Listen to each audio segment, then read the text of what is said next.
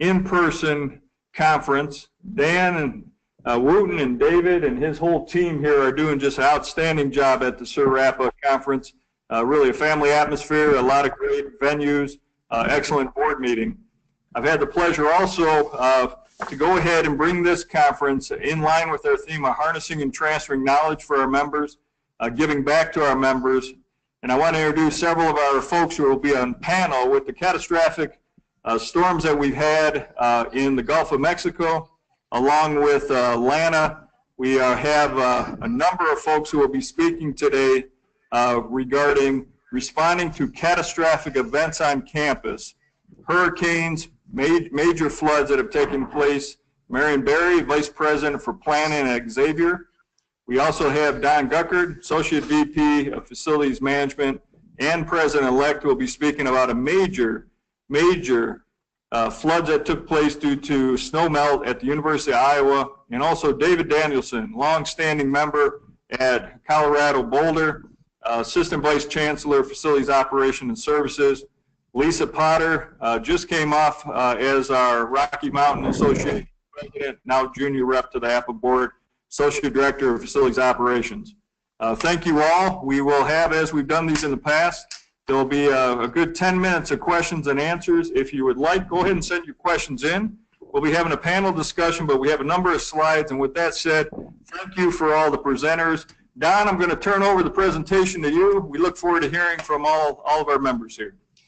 All right, thank you, Kristen. Thank you to everyone for the opportunity for the University of Iowa to share our experience and a few lessons of many lessons learned from our 2008 flood.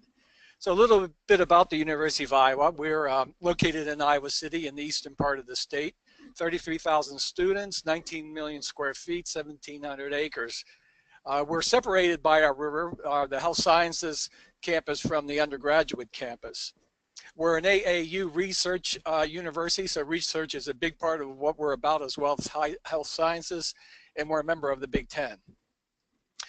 The river that flows through our campus is the defining physical feature, and it turned into a raging force when we were dealing with events that were happening throughout our state in the spring of 2008.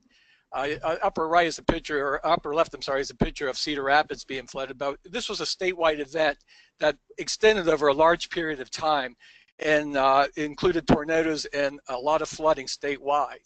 What a lot of people don't realize is at the time was FEMA's 5th largest declaration in U.S. history, following some events that most people are aware of. Because this was slowly developing of statewide, it was flood related, it didn't have quite the national attention that a hurricane or an earthquake would have. It was also at the time FEMA's single largest loss. This building that you're looking at is our Performing Arts Center and Music building. It was a total loss and was replaced at a cost of $320 million, and it just opened last year. We had 22 major buildings damaged at the height of our event, including 3 that were lost and had to be replaced. 1/6 of our campus space went out of service. We brought about half of that back for the fall semester. A quarter of our classroom capacity lost in the event, 1/5 of our residence hall beds, 100% of our central steam generation and power plant, and crippled one of the nation's top 25 hospitals. All told, it's estimated over $700 million impact on our campus and 8 years to recover from it. So why did it happen? It's what I like to call the perfect storm and then the final storm. The perfect storm was a record snowfall in our region, in our watershed, and in other parts of the state. That wasn't so bad, but as this graph shows, it all melted at once. This is a graph of the Coralville Reservoir that's upstream from us. It provides us relief from flooding. The normal pool elevation spiked in 2 weeks where all that snow melted, and before it could be drawn down to its normal level, then all these spring rains, and they just kept adding and adding until we crossed that red line. That red line is the spillway elevation. So for over a week, we were overflowing our reservoir, as shown in this picture. That's a 5-foot wall of water that was just flowing uncontrolled down through our river valley. But that's only part of the story that we like to tell. This is really a tale of 2 cities and 2 rivers, as I like to talk about. It's the Cedar River that flooded Cedar Rapids, and that's a photo of Cedar Rapids. And then it's the Iowa River that flooded our campus, but because we had the reservoir, we had more time to react and prepare for the flood than our neighbor to the north. So the first of three lessons I want to highlight is to broaden the context for emergency planning. What we learned from this event that it's just not our campus that's impacted, but it's a whole community, a whole region, maybe a whole state. And we never, we had a flood emergency plan, but we never expected to be in competition to get pumps and generators, light standards, sand delivery, sandbags. We found ourselves waiting in line as they were distributing sandbags to other communities, companies, and to us. As a result of that, following that event, we made the decision to have an inventory of flood response equipment. We didn't want to be at risk of someone else deciding who should get what pump next, or what conditions the pump would be, or whether they'd be available, because there was a high demand and a low supply chain that was going on during this event. Also outside our planning principles is that we never expected that Interstate 80 would be shut down. The closing of Interstate 80 also choked off some of those critical supplies that were coming our way, but a lot of our employees as well. We were helicoptering nurses into our hospital during this event because we needed, many of our nurses live in the Quad Cities and could not get to work. The map I'm showing shows the detour that the deliveries had to take. It was a 4-hour detour to get around. Well, just a few days after 80 flooded, 380 flooded from the Iowa River. Again, these are two rivers flooding two parts of the interstate system. And again, further choking off not only the supply line, but again, the employees' access to our campus.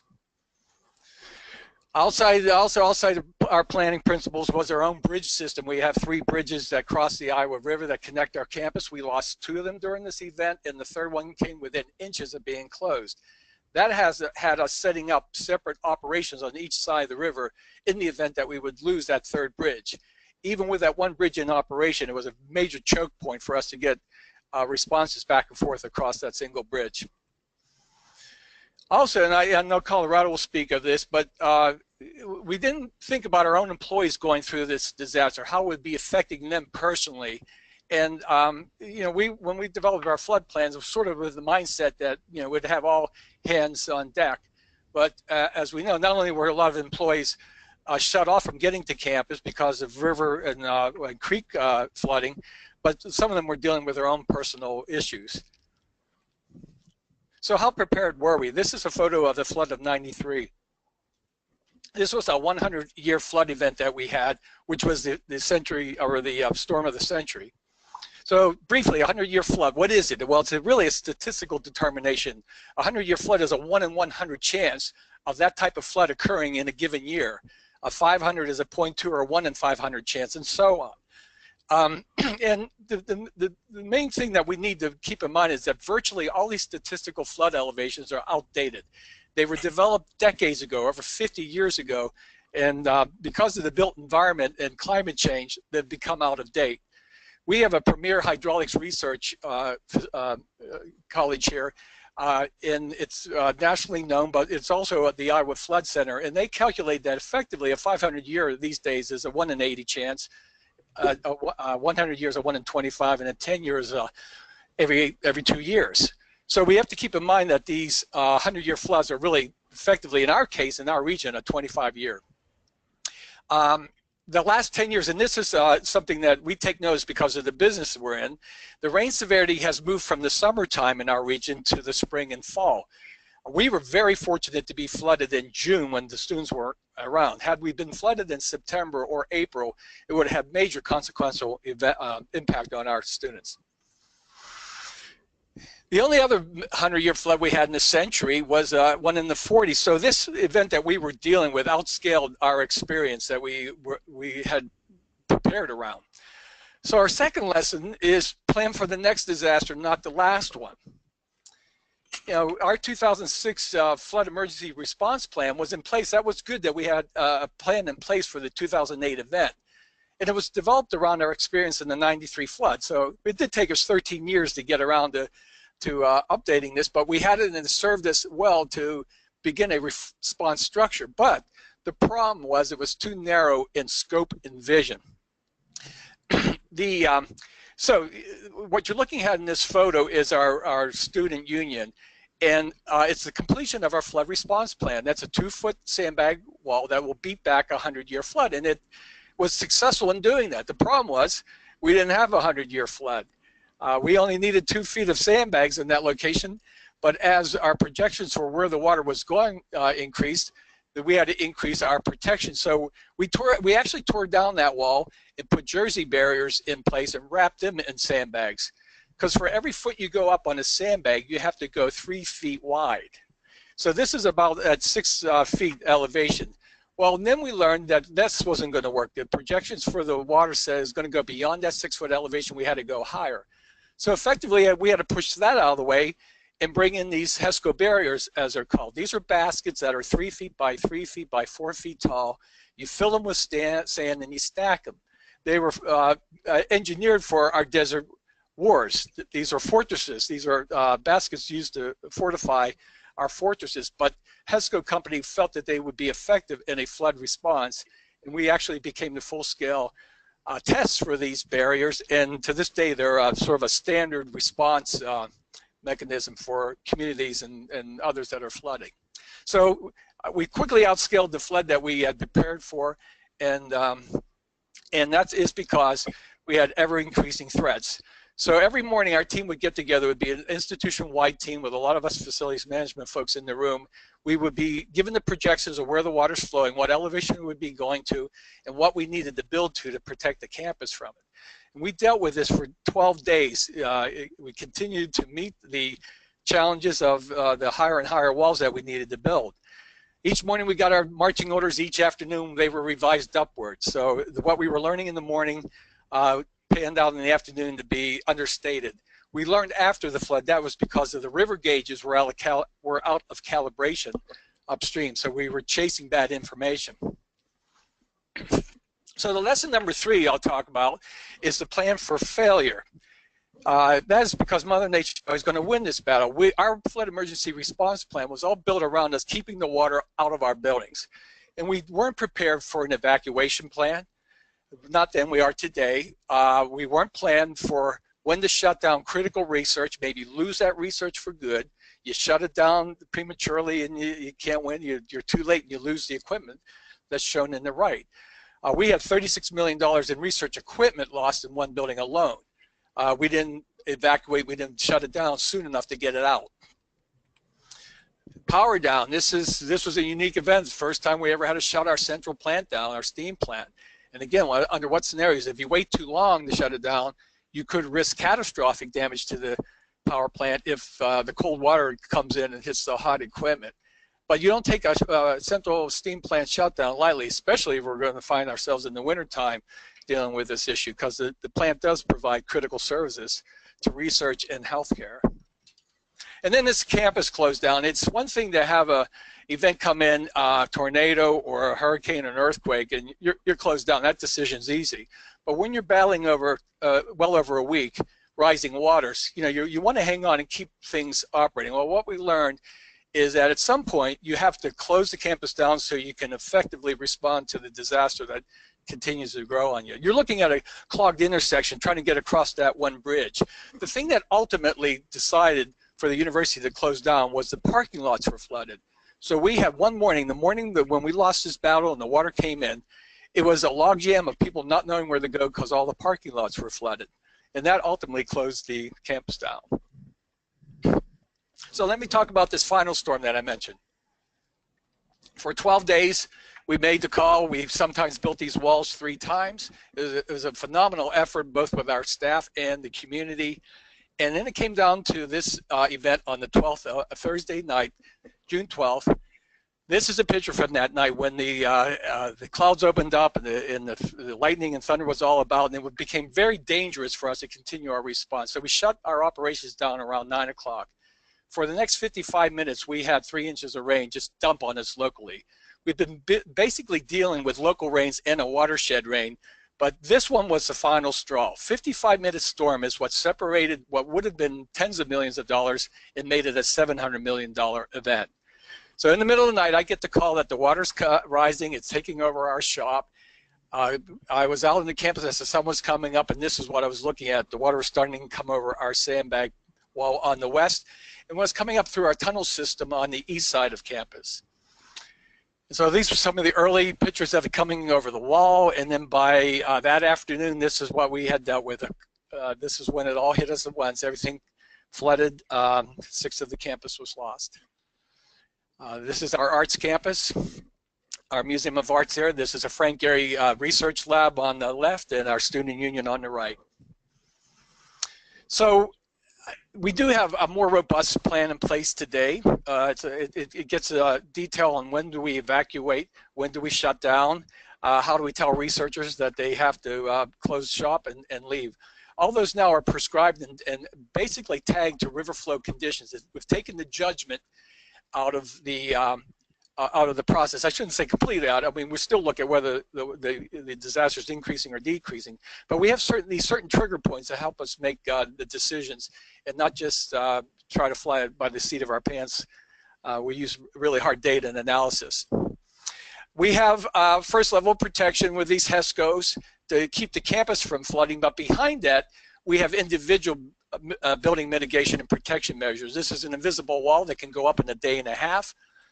You don't know it's there because it's subterranean, the foundation for that. But this is the type of response that we had to put into place, the kind of mitigation we put into place for our buildings post-flood. This is the student union on the high ground end of it.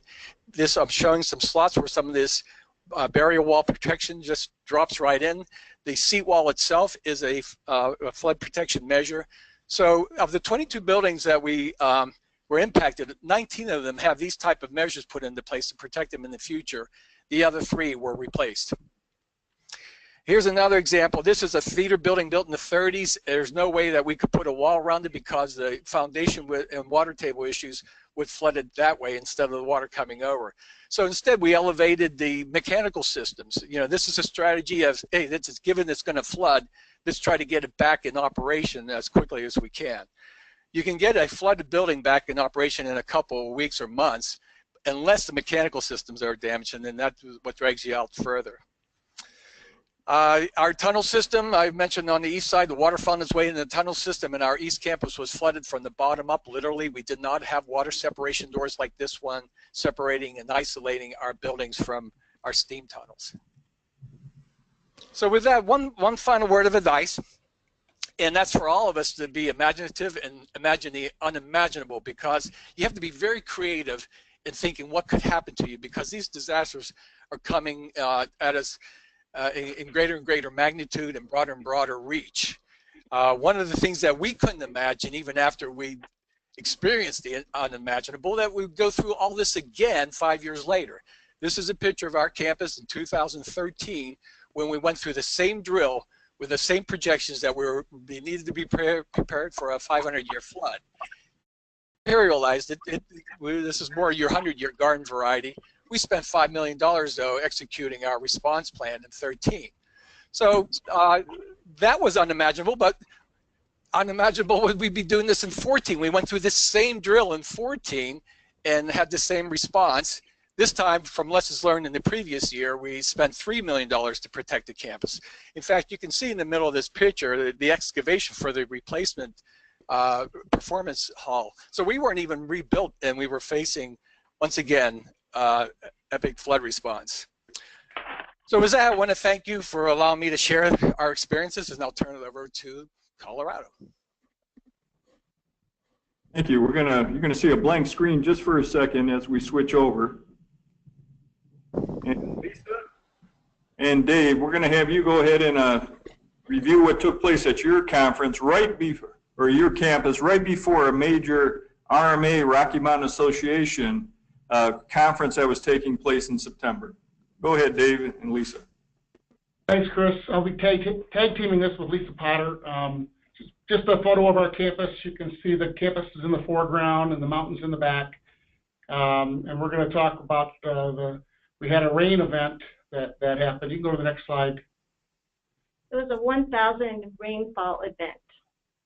So what led to the flooding? You can see our campuses on there. We've got to the top left is our main campus. The top right is our student housing area. That's lower than the main campus. And then our east campus is at the bottom, which is at probably the same elevation as our student housing. But we set, you have to remember that we have, this was a significant rain event, as Lisa said. Drought conditions were taking place before we had the rain. Our campus is at the base of a mountain. We've got 14 tributaries that lead into Boulder. And you can see the event started on the 7th of September. It just rained a little bit that night, but then the cold front came in and it gradually progressed. And over the eight-day period, we got 17 to 20 inches when our yearly average is 14.4 inches. You go ahead, Chris. Challenges? Our challenges, we were expecting our floods to be from the creeks, and really most of our flooding came from sheet flooding and roof leaks, and our campus irrigation ponds overflowing. We weren't expecting that as much as we were prepared for our creek flooding. The other thing we noticed is our stairway and entrances flooded, and then we had the storm sewer systems coming up through our mechanical room basement floors. So that picture was before the 11 inches of rain. So some of our challenges were staffing, equipment. We didn't have enough of it, and we didn't know where it was all located on campus. And as Dawn mentioned, trying to get your staff here to campus was a problem. We couldn't even get our standing order contractors here for a while because all the major roads and streets and highways coming into Boulder were closed or submerged underwater. So we kind of became isolated for about a 12-hour period. We couldn't let our staff leave, and we couldn't get staff here on campus, and we couldn't get our standing order contractors here. So pretty much everybody that was here was all hands on deck. We told them they were working 12 to 18-hour shifts. It may not have been popular, but they couldn't get home anyway, so they might as well worked. Like I said, they couldn't get home. We had 17 counties in Colorado. It was a Colorado event, not just a Boulder campus event. We had 17 counties impacted, 30 highway bridges, 150 miles roads destroyed, 19,000 homes destroyed or damaged, and 1,500 destroyed. So what we learned was that we needed to cross-train our staff in various roles in the department and for our emergency management team. Can you go back, Chris? You're going forward too, a little too fast. I can't talk fast enough. We need to make sure that we have enough staff here and require the staff to be cross-trained so we could make sure we had everybody up to speed on everything. And one of the big challenges we had was communications. We were working with a cell phone company only. We didn't have two-way radios. Well, guess what? When you have smartphones and rain, the phones don't work too well. Everybody's on the phone. All the students are out of classes. It was just no communication with staff. They almost had to literally come back to the stadium to check in and out. One of the things we found was we didn't know a big event was coming, and so we'd have a building start flooding, and we'd immediately send employees over there with pumps and start pumping out the water, and the building maybe wasn't as high of a priority of building as some of our other ones. So as the night's going on, as we're continuing to get rain, some of our higher priority buildings needed these pumps. So we're running around grabbing pumps and moving them and just trying to stay ahead of things because the weather people didn't predict this much rain. They didn't predict this storm. So we just thought it was just this one night. So luckily, the creativity of our staff saved some of our main electrical vaults here on campus. They sandbagged and diverted water into elevator pits and kept one of our main electrical vaults from going down, which kept the power up and running on campus. And the other thing was everyone was so cooperative. It was all hands on deck. It didn't matter what position they were in the department. They were sucking up water and sandbagging. Next slide.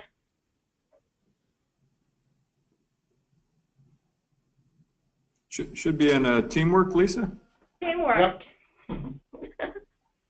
So we had to partner up with others on campus. It's really important to make sure that your housing department and others have the ability to feed not only the students that are currently on campus, but your staff as well, because we couldn't get them off campus to get them fed. So working with your emergency management group in advance to help get all that set up and let them do all that for you behind the scenes was critical. Did you run out of any food at all, Lisa, during that period of time that you were taking care of the campus and relocating the students? No, we actually did not. The housing was very well prepared. You had a contingency plan in place? Of course. We were lucky enough that we evacuated 515 residents from family housing and res halls here on campus and moved them to common areas in some of our residence halls. They had plenty of bedding, real mattresses, and plenty of food for them. So we were fine with that. And most of those 515 were back into their own residences within 2 to 3 days. What about the agreements that you had in place with other departments and business partners?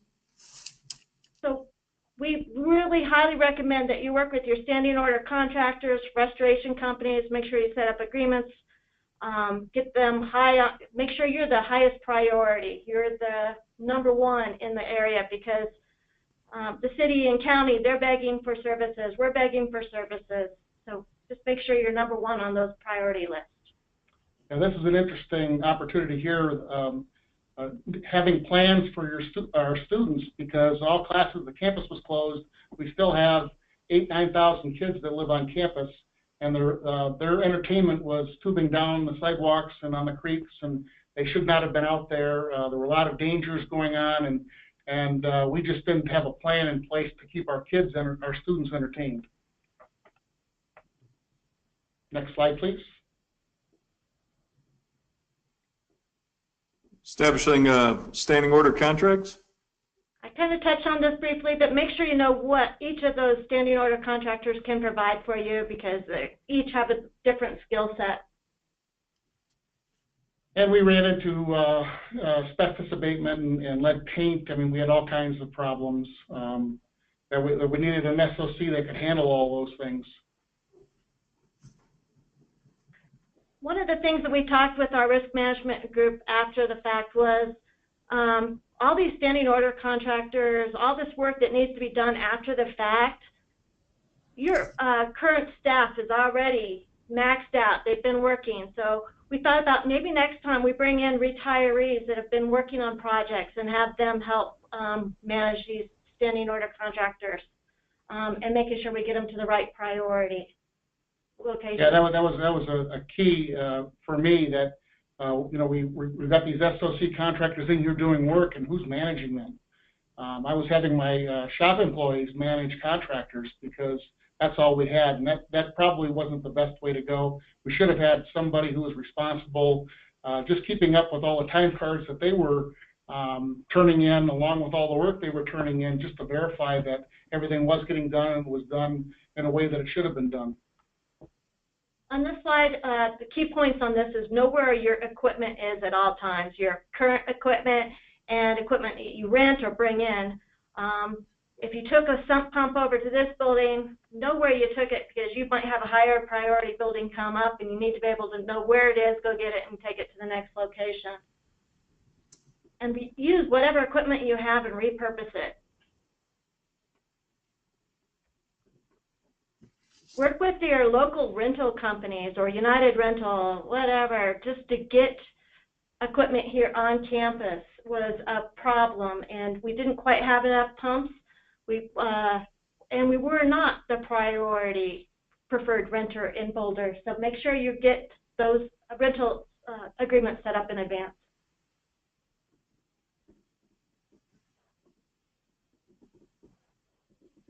Next slide. Personal protective equipment? Yeah, we kind of ran out we used all the inventory that we had. One of the problems we had were just their shoes. They weren't prepared for going into wet areas, and their shoes, it's tough working in wet shoes, and having extra dry clothing. Next slide, please.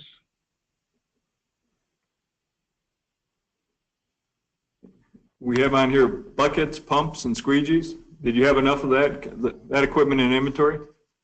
We did not. So what we've talked after the fact, we worked with our storage department and asked them to increase their inventory. So next time we do have that on hand. What about deferred maintenance? Deferred maintenance? Luckily, that has been going really well. Yeah, we've spent a lot of money on correcting our drainage, getting our roofs fixed. We had a lot of mulch in our landscape beds that when the water came, it just pushed the mulch right over the top of the drains and it stopped our storm sewers from working.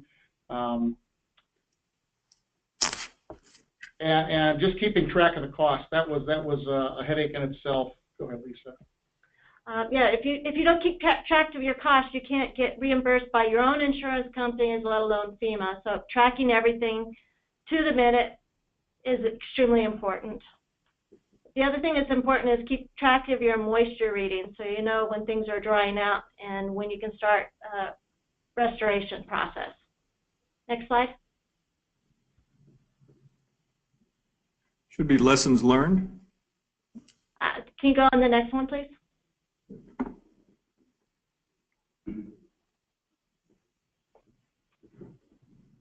And we have lessons learned here, Lisa. Yeah.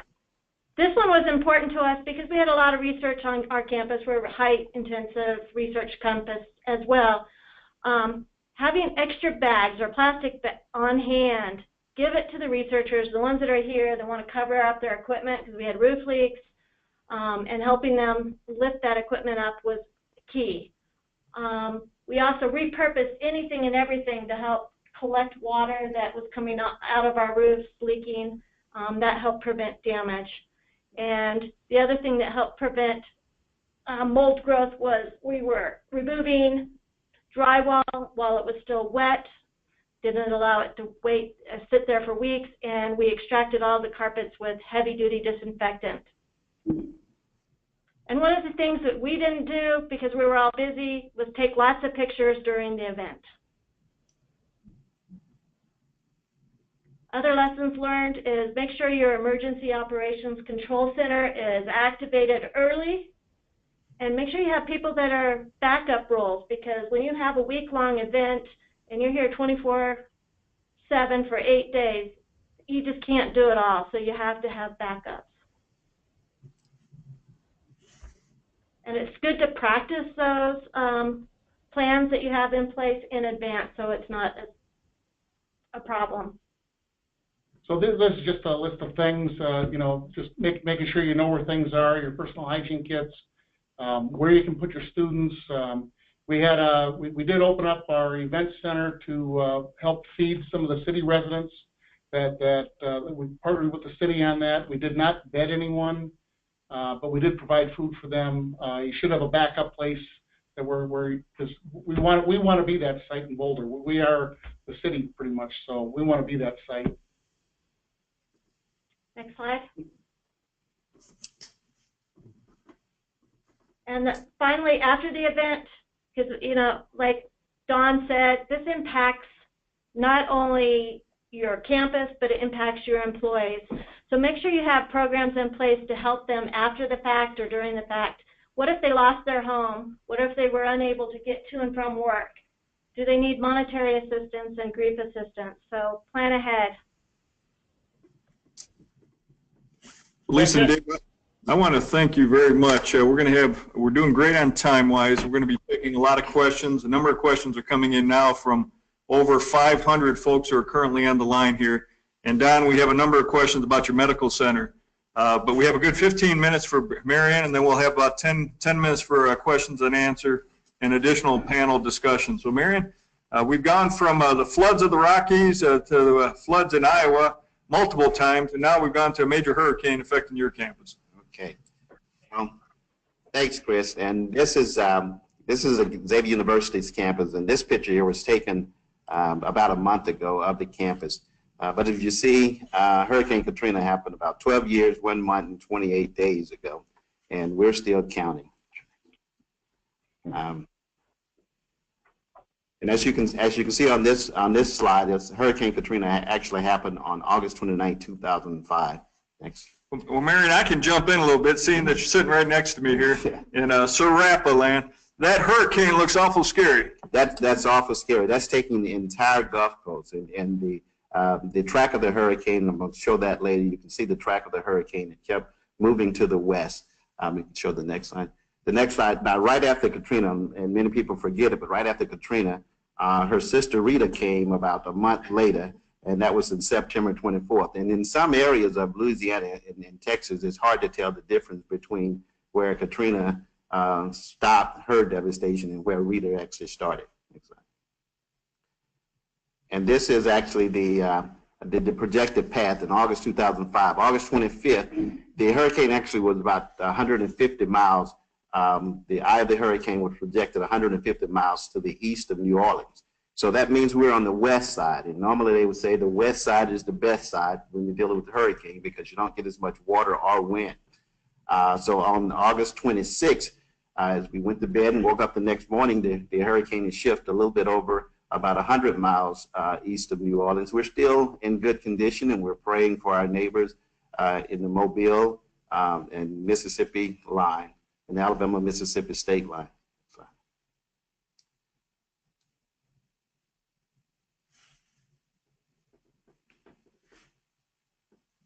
Okay, thanks.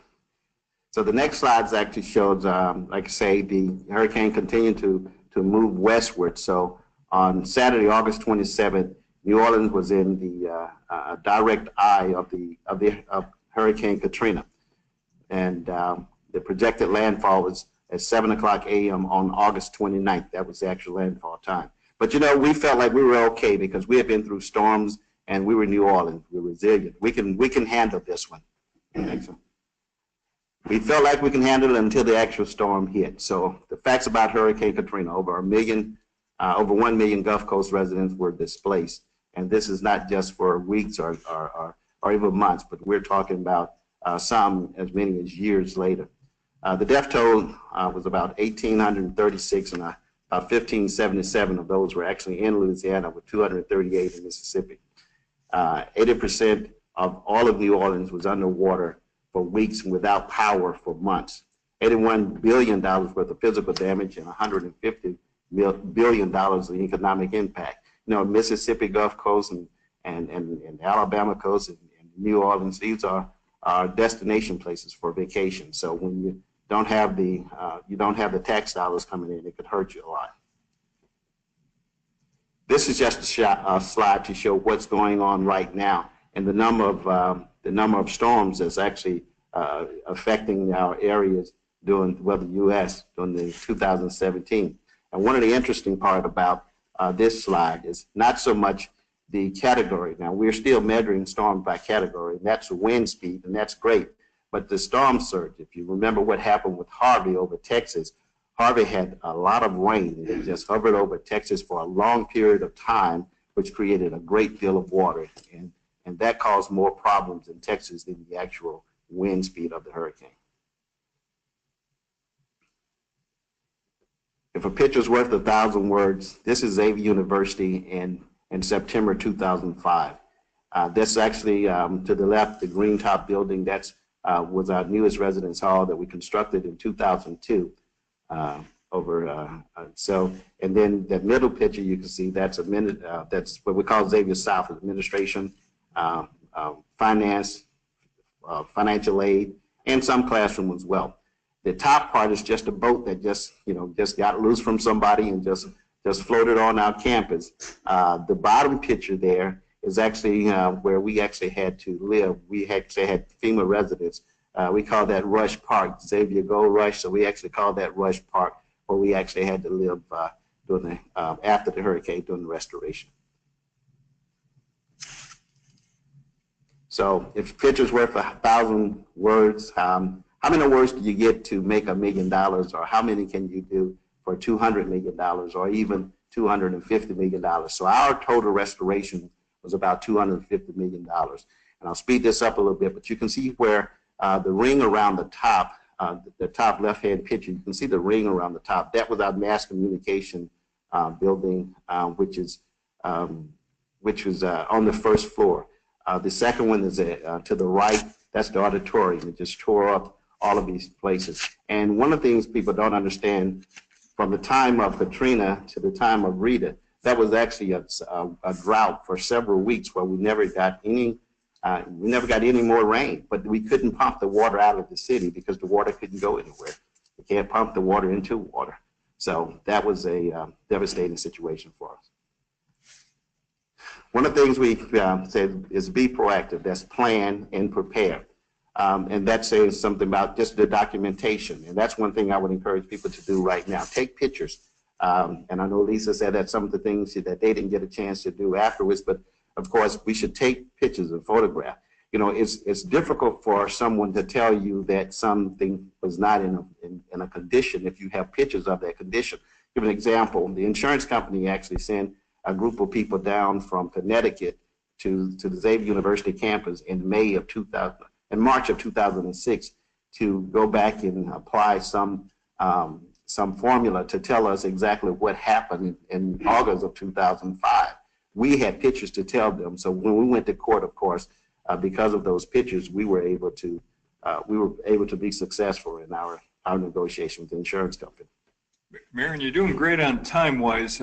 In reviewing this earlier, you talked about the importance of having your staff in the facilities management group take folks out, take the FEMA inspectors out who may not have a broad breadth of the campus. Can you comment on that, please? Yeah, and that's a great point. The fact is, no one knows your campus like your facility people or your building service people or your physical plant people. So it's important, and people say, well, you know, we have that get it done attitude, or we want to make sure that we are having our people to get things done.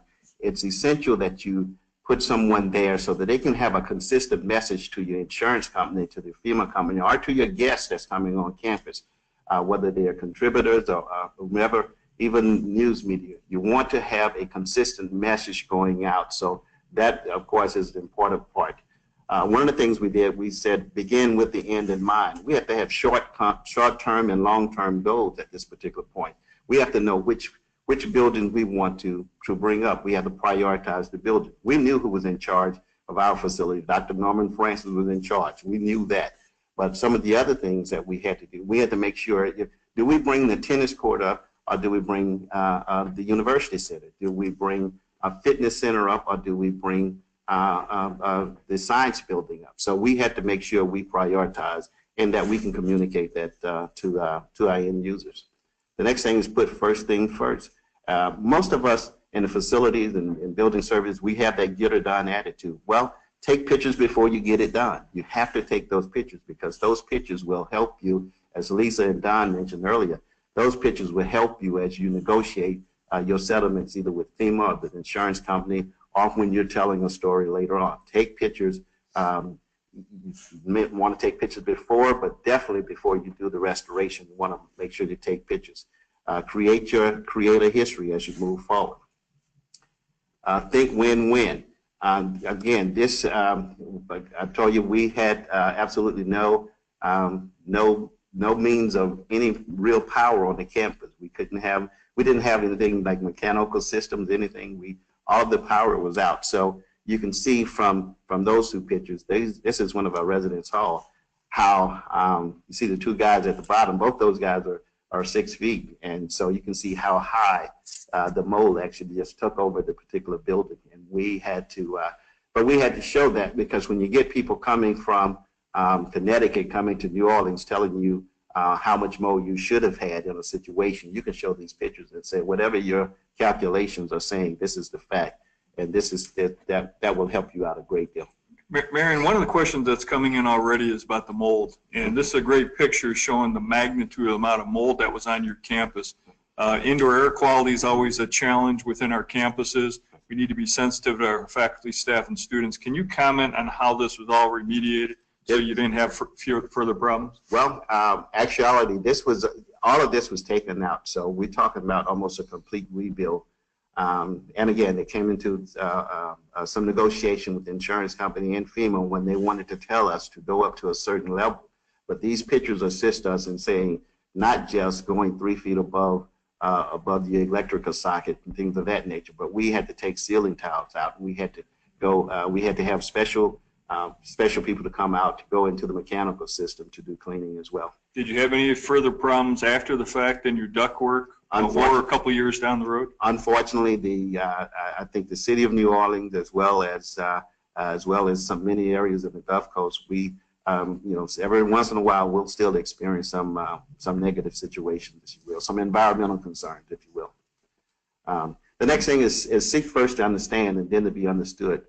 What's your funding source? The fact is, and I think Don mentioned it earlier, the fact is FEMAs are reimbursable, so you have to know exactly where you're going to get your money from. I think there was one institution that probably went to a large contractor and said, basically, you rebuild and we will repay you. Xavier University said, I'm going to use my endowment fund to actually assist in front the money, and hopefully we can recover some of this back from FEMA and from the insurance company. So people say, well, the endowment fund is for a rainy day. We couldn't think of a more rainier day, if you will, than what Katrina had presented us. So yeah, it was time that our board came on and say, hey, it's time to use this endowment fund so that we can have a successful recovery.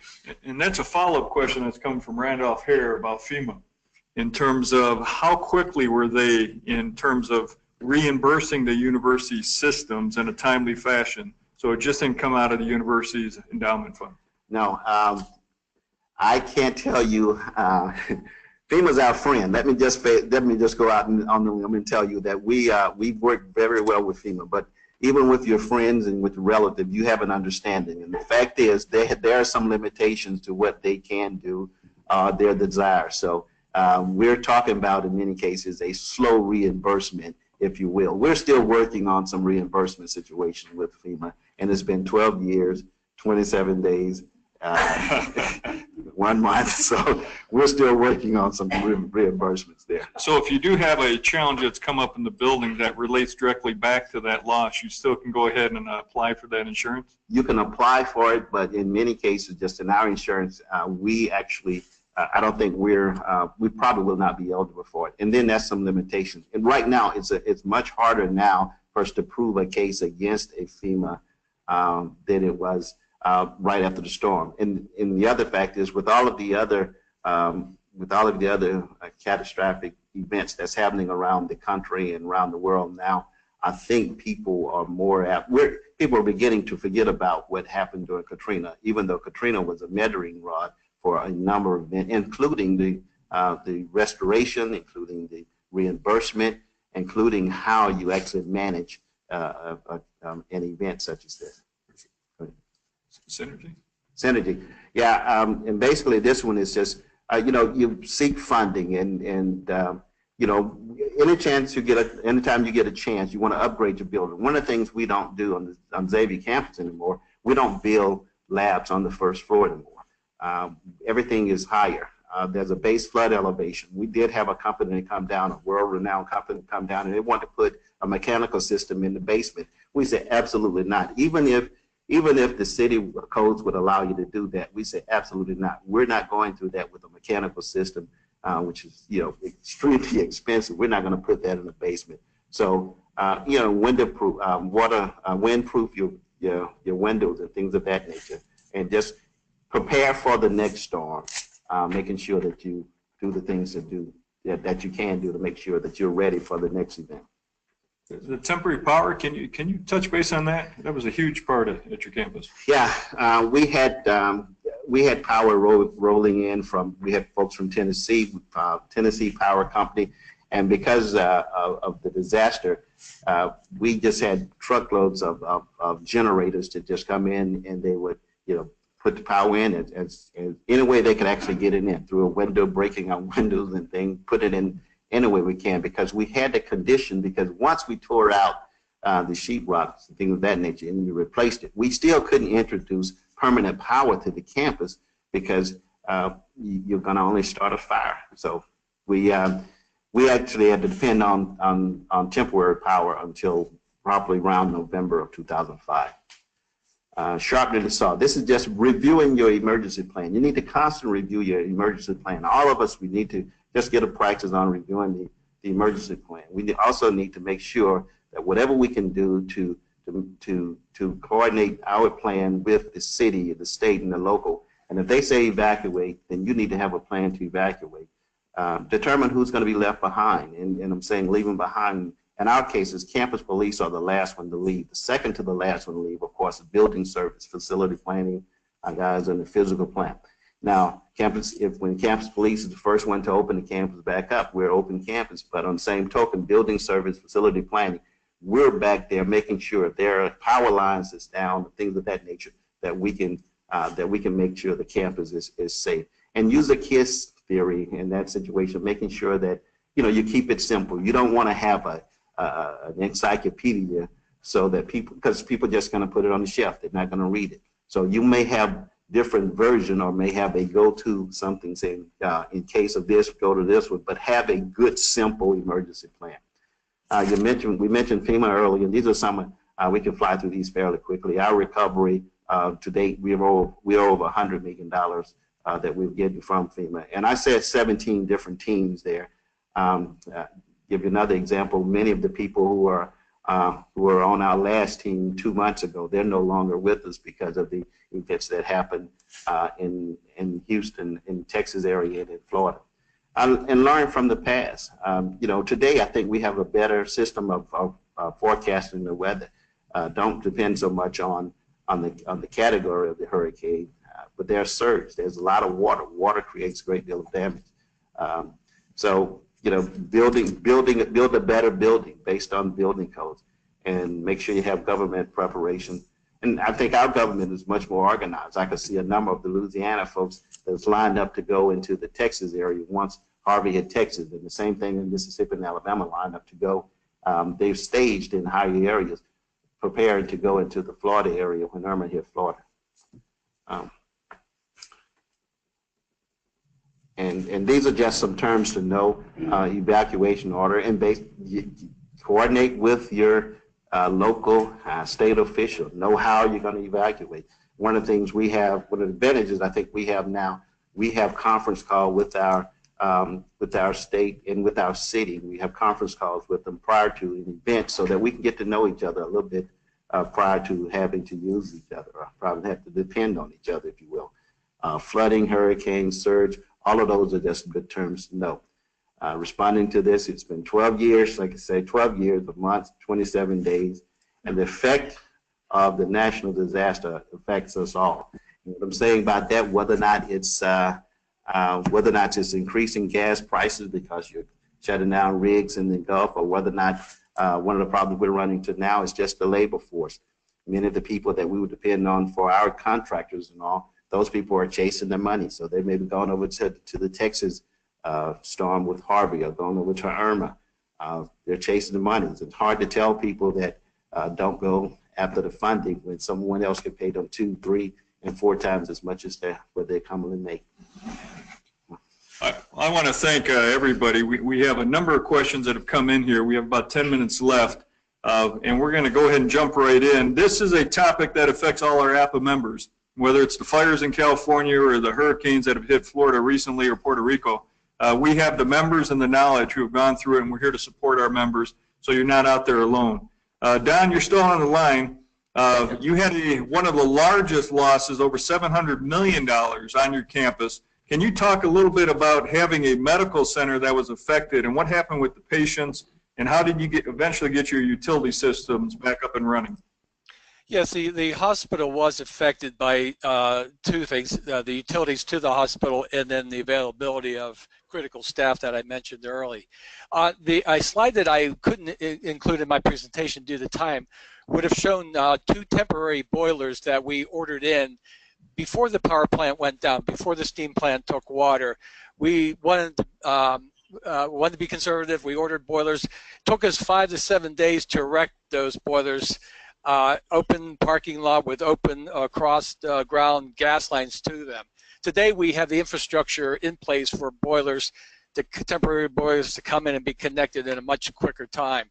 But during those few days between the central loss and the temporary boilers, the hospital was on reduced operation. I should mention that half our chiller capacity is driven by steam. So we had to bring temporary chillers in as well as temporary boilers. But they scaled way back on their essential surgeries. They were able to operate because there was a smaller local boiler to deal with sterilization and all of that at the hospital, but they were in no way prepared to handle business as usual. And Don, that follows up on a question from Steve Woods regarding your tunnel systems. With your steam lines in your tunnels and such, and how long did it take to get the tunnel systems back up and functional? The tunnel systems came back relatively quick relative to what it took to get the buildings back. It was more an exercise in reinstallation, principally, and clean out and that sort of thing. So I don't know the exact timeline, but I believe we were up and available by the fall.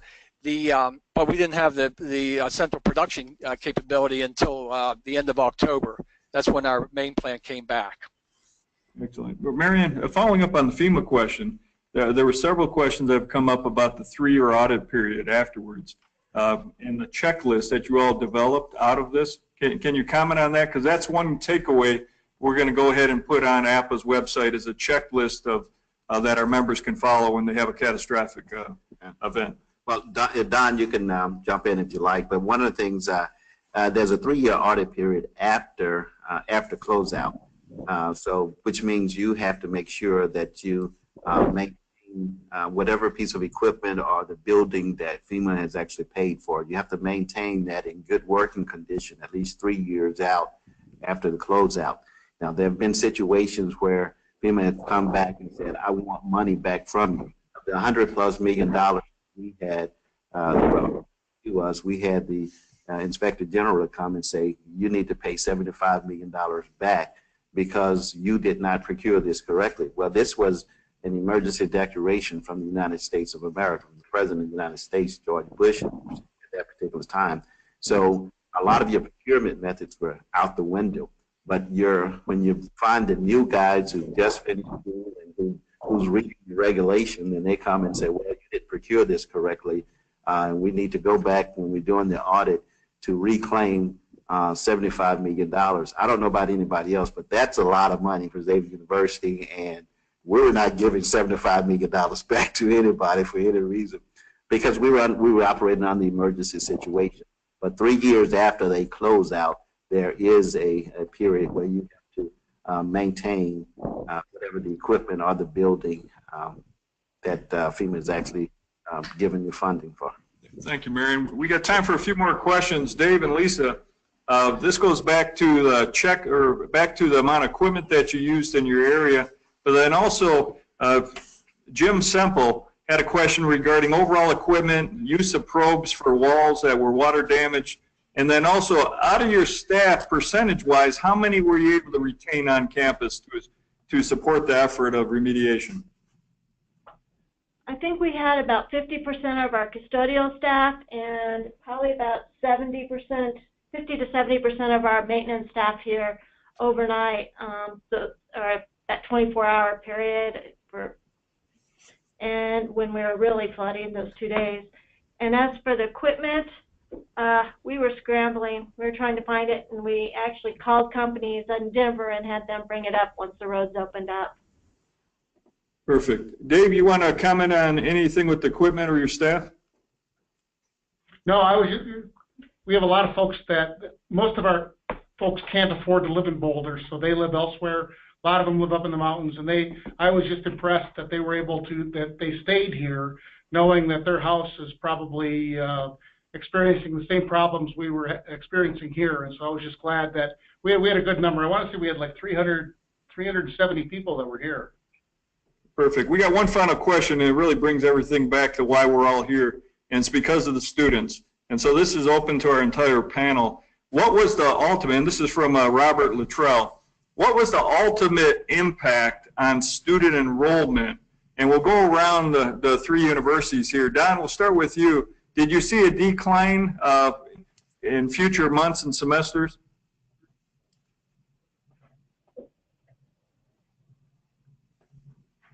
Marion? Don? Yeah, I'll jump in.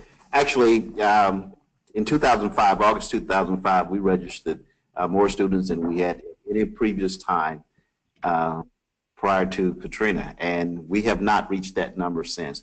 We've had a steady increase, yearly increase, but we have not reached that number since. So we're still feeling the effect 12 years after Katrina in terms of the number. Not only that, but I think the people still see, until they come visit New Orleans, they still think that New Orleans is underwater. In some cases, we've done a much better job in doing restoration, but no, the actual student population has not gotten back to the pre-Katrina numbers. Perfect. And Lisa and David, how about your enrollment there? We've seen steady increase ever since. We were only closed for 2 days, and I think the longest person, I think we had 3 dorm rooms closed for 10 weeks, so we didn't really have impact on our students. I wonder too, when you look at it, you're also bringing your buildings back up to higher standards, and so it's a great opportunity. Unfortunately, we're going to run out of time. We have more questions about earthquakes, chemical leaks, fires, major snowstorms on campus, but this is just one opportunity in our webinars on a monthly basis to give back to our members. Again, I want to take just a few minutes to thank our panel. Just an outstanding group with Don, Marianne, Lisa, and Dave from University of Iowa, University of Colorado Boulder, and University of Xavier. We appreciate very much taking the time to share your experience.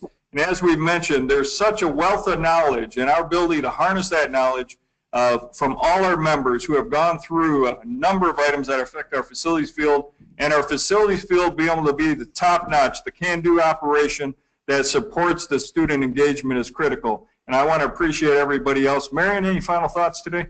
No, I just appreciate APA for just for reaching out. I mean, for us, this is what it's all about. It's engaging the APA community, the APA membership, and just assisting us in preparing for whatever is going to happen. We can't always predict what's going to happen, but we can actually prepare, and we can reach out and help each other when we're going through events. So thank you, Chris, for this webinar and for the other webinar, and thank you, APA, just for always being a help and a platform to share information. Thank you, Marion. David, any final words? No, thanks. This is great. Thank you. Lisa, how about you? We just appreciate the opportunity of sharing. And Don, were you able to get back online? Yes, and I'll just add that this is going to become an increasing part of our jobs in facilities management. And just to put an exclamation point behind Marion, in your comment, this is a community. We have this experience. Unfortunately, our experience base is growing, but we've had some discussion about trying to create an information or a list of folks who have gone through various disasters so that we can help others work through theirs. Well, again, panel, thank you very much, and I would be remiss if I didn't thank the IT folks and support behind the scenes. Renee Cota, who works with me as Administrative Business Manager, we appreciate all her support very much. And again, these monthly webinars is to give back our members, harnessing and transferring the knowledge, the great knowledge that all our members have. Next month, we look at having our next webinar on November 30th, right after Thanksgiving weekend, 12 p.m. to 1 p.m. Arizona time. Establishing an apprenticeship program within our university systems. As we're going through major transformation within our field, our trades are being decimated by early retirements and retirements of our baby boomers, 10,000 per day. We're looking at establishing an apprenticeship program nationally funded, and we'll have a template and sharing how that's been successful at the University of Arizona, other universities, and also that'll be presented at the APA Academy, APA Institute in January in Portland, Oregon. So from our panel, we appreciate very much. And Sir APA, thank you very much for hosting this webinar here in Charlotte, North Carolina. We appreciate it. Thank you, everyone. Yeah. Thank you. Possible.